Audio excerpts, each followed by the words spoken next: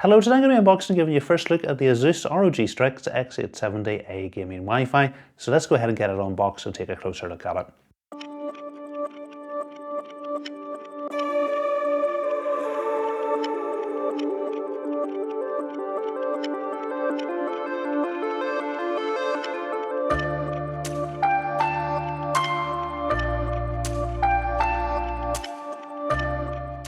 So this is everything that comes in the box with our motherboard. So we've got our quick start guide, we've got some information about ASUS web storage, we've got some ROG stickers and a keychain, we've got the antenna for our Wi-Fi 7, we've got two SATA data cables, one has a right angle connector and one has a straight connector, we've got some cable ties, we've got a Q slide and a Q latch, and we've got some rubber pads for our M.2 SSDs.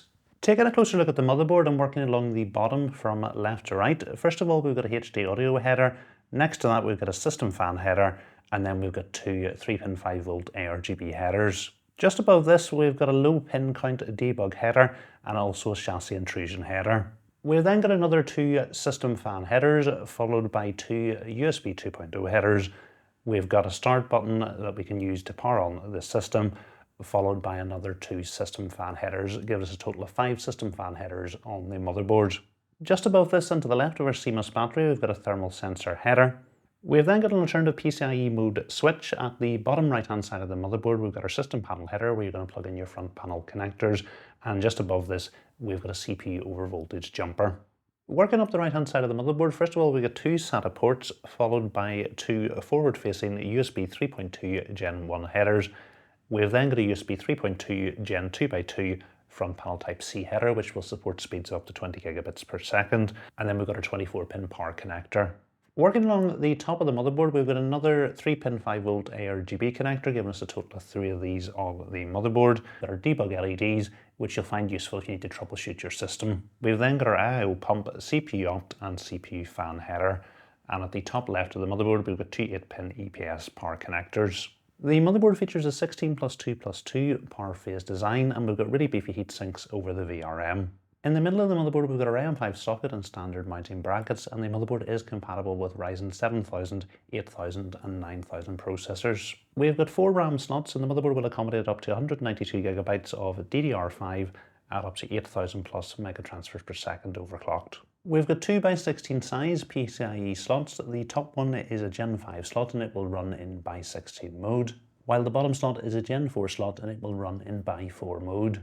As well as being reinforced, the top slot supports ASUS's new Q-Release Slim technology. This is a really simple way of removing your graphics card without having to press a button or loosen the clip. Pulling your graphics card from the middle on the right hand side, it stays firmly in the socket, while if you pull from the left hand side of your graphics card, it simply removes from the slot. We've got 4 M.2 slots on the motherboard. There is one behind the top, a really beefy heatsink, and 3 behind the bottom heatsink. Removing the top M.2 heatsink is toolless using ASUS's Q-Release. There's simply a button you press on the right hand side of the heatsink, and then you can use the tab to lift the heatsink up and away. And the bottom heatsink is held on with 4 screws. So the top 2 M.2 slots are Gen 5 slots. They each have 4 PCIe lanes associated to them, coming directly from the CPU.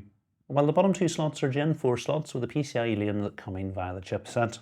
It is important to note that the lower Gen 5 slot shares PCIe lanes with the top PCIe slot, and if you install an M.2 drive in this slot, the PCIe lanes for the top slot will be reduced from 16 to 8.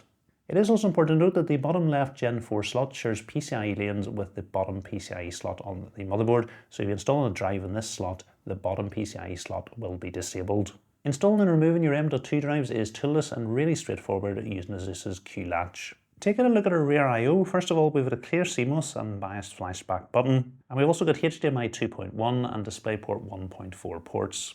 We've then got 3 USB Type-C ports. The top 2 are USB 4 ports, both supporting speeds of up to 40 gigabits per second, while the bottom one is a 10 gigabit per second port, which also supports 30 watt PD fast charging.